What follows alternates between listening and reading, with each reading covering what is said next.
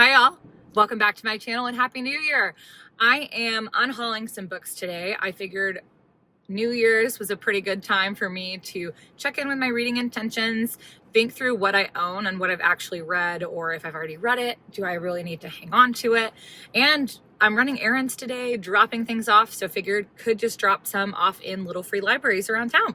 So I will walk you through each of the books I'm unhauling, and then I will also show you the little free libraries that I am dropping them off at. And I will give a brief review of each little free library. So I feel like the books that I'm unhauling are ones that I've either read or are just ones that I really know myself and I know I'm not going to get around to. So I will walk you through them real quick. I have quite a few hardbacks actually, so I will walk us through those hardbacks before we get into the paperbacks. So first things first, this one's called The Neighbor's Secret by Alison Heller. I was given this by my mom. I think she just picked it up at like a Goodwill or something. It was a book of the month pick. I'm just so picky about my thrillers, and I also don't need to own them.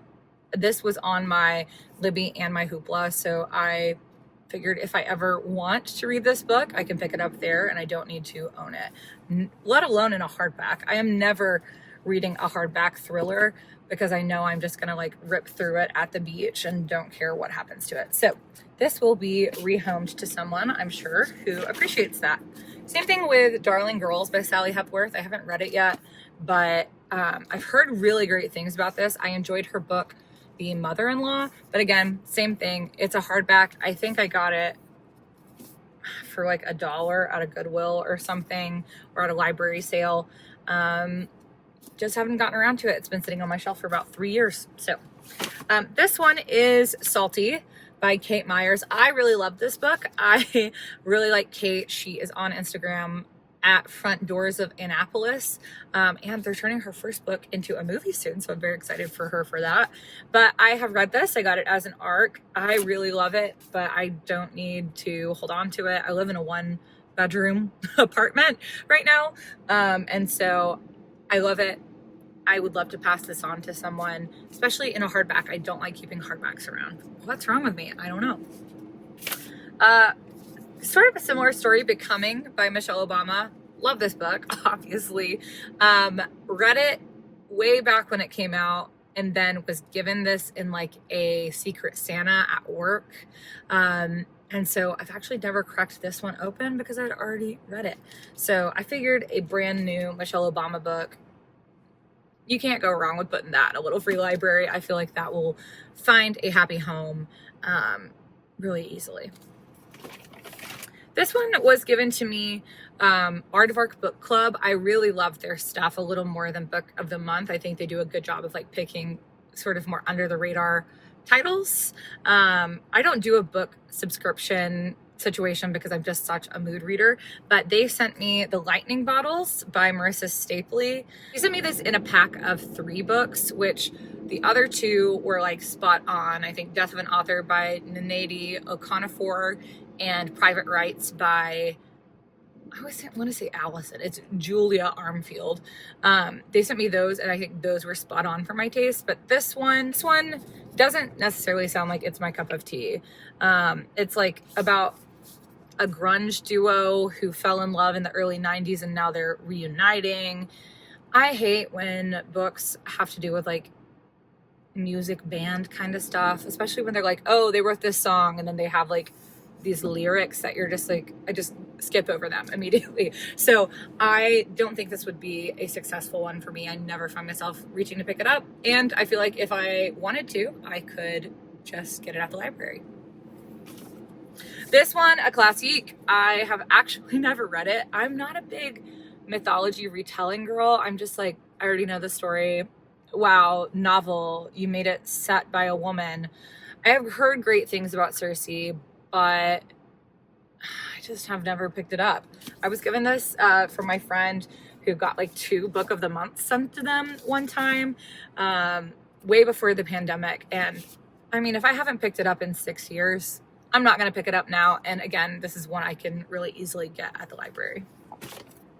This one I am really excited to pass on, Uneducated by Christopher Zara. So this was one of the first arcs that I was sent when I started doing bookish content online.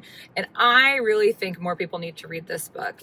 This book is a memoir about a man in New York City who works in journalism, kind of adjacent spaces, but never got a college degree, and really highlights the sort of stark difference of like, even if you work really hard in today's world, it seems like if you don't have a college degree on your resume, then you're not like worthy, or you're not valued, even if you have the same experience as someone else, but they just have a college degree in something unrelated in front of their name, which really was interesting for me to read and to think about as someone with too many degrees. I decided to pass this one along because I don't think too many people have read it, and I think Zara has a really great writing voice, so I just want more people to read it. It read like fiction. It is a memoir, but it was really zippy and vignette-y and really smart. So I recommend picking this up if you are into a memoir or wanting to shake things up. All right, so that was all of my hardbacks. I'm gonna just quickly go through the paperbacks I'm dropping off. And then we'll actually get on the road and go drop these off. So All the Light We Cannot See, this must have been at the same Goodwill that I got the Darwin Girls at. I have never read this. I know, I feel like everyone has read this. It won a Pulitzer. But like, it's thick. I think it's, okay, I don't know anything, but I think it's historical fiction, right? And it's like about a blind person and the Nazis. Is it about a blind person? Why do I think that? Why do I think this is about a blind person? Anyways, I just know it's going to make me cry, / it's going to be one of those like long and pondering historical fictions, which I occasionally am in the mood for. But again, this has been sitting on my shelf since probably before. Yeah, this is another pre-COVID thing that I picked up, and I haven't read it in 6 years. So, bye.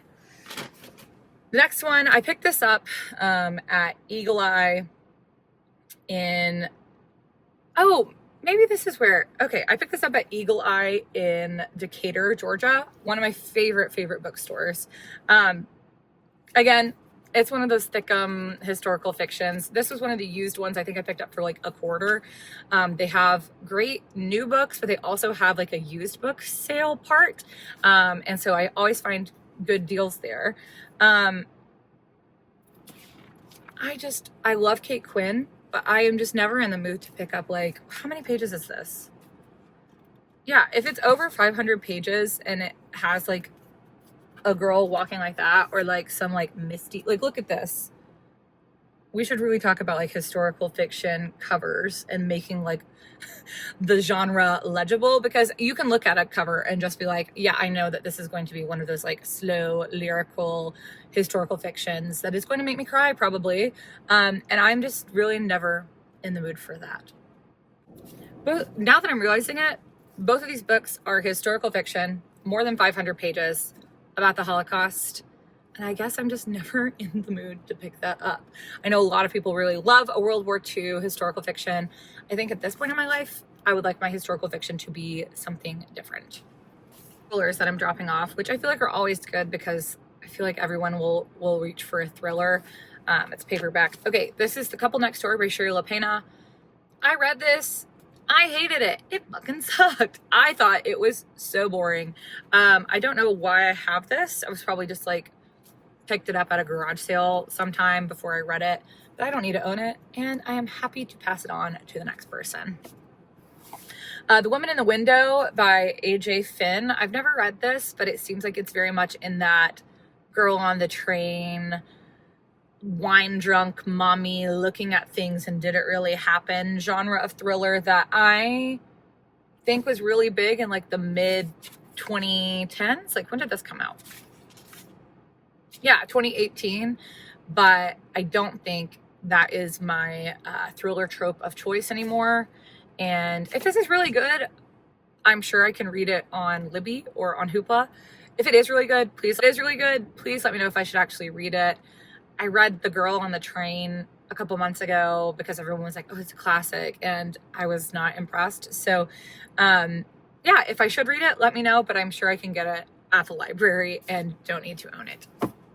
The Housemaid by Frida McFadden. I won this. I'm trying to remember where I got this. I am not sure if I was given this as a gift or if I got this. My book club will occasionally do like a book swap for Christmas or like for, you know, just like a fun thing in the middle of the year. And I know I got another Frida McFadden book, Never Lie, in that at one point, but maybe I swapped it out for The Housemaid. Anyway, I've not read this. I have not heard great things about Frida McFadden. I know, again, this sort of falls in that woman in the window, couple next door sort of genre of like thrillers that I'm like, is this going to be written well? Or is it just going to be a popcorn thriller? And sometimes I just need something more substantial in my thrillers. I love a popcorn thriller. Tina of TBR, etc., is the queen of thriller recs. So if you ever need a popcorn thriller, she is great for that, as well as thrillers with substance. But I haven't read this. I haven't picked it up.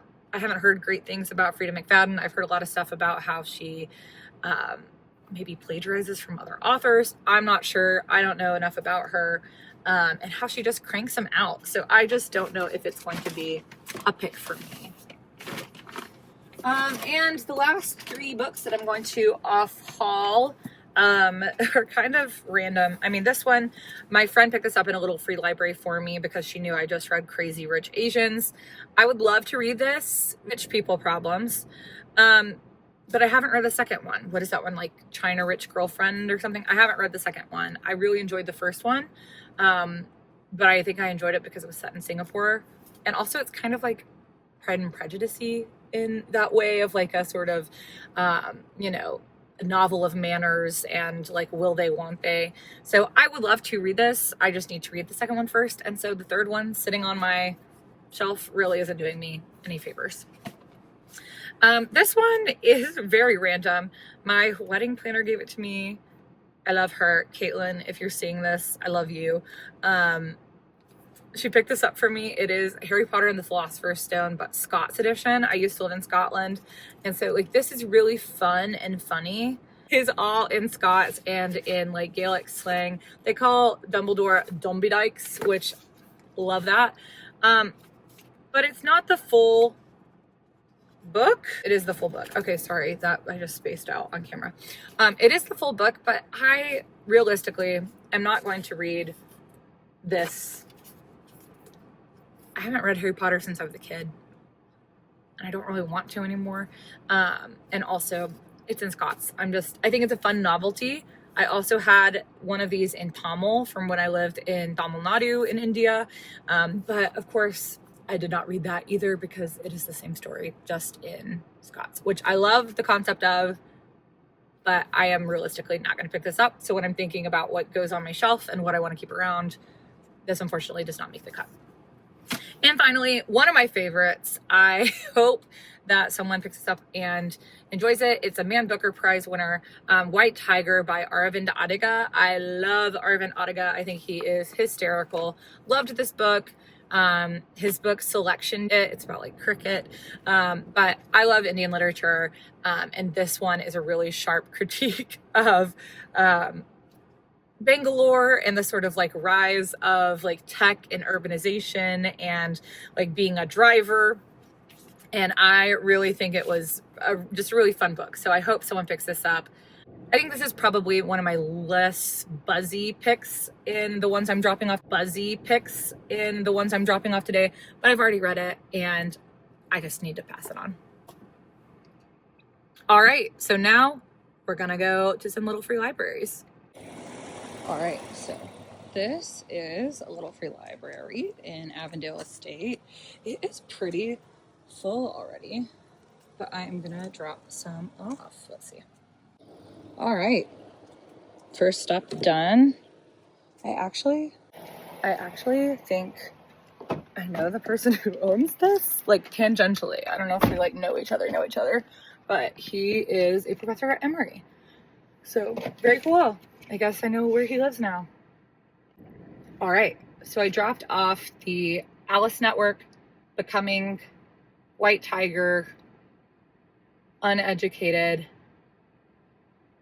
oh, and All the Light We Cannot See at that first library stop. So I still have 8 books left to drop at other places. That was 5, and I'll do like 4 and 4. I will say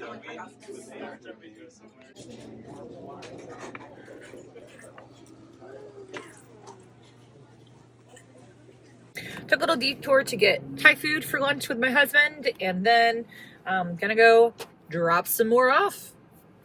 I'm at my second little free library. I'm over at Anson Park. I'm going to drop a couple of my hardbacks and a couple of my paperbacks here. And then we'll go to one more little free library. It's so cute. I love the color of it. Oh, yep, I will be taking that. Okay, hold on. Let me. All right, done. Ooh, all right, so I got A Place for Us by Fatima Farheen Mirza.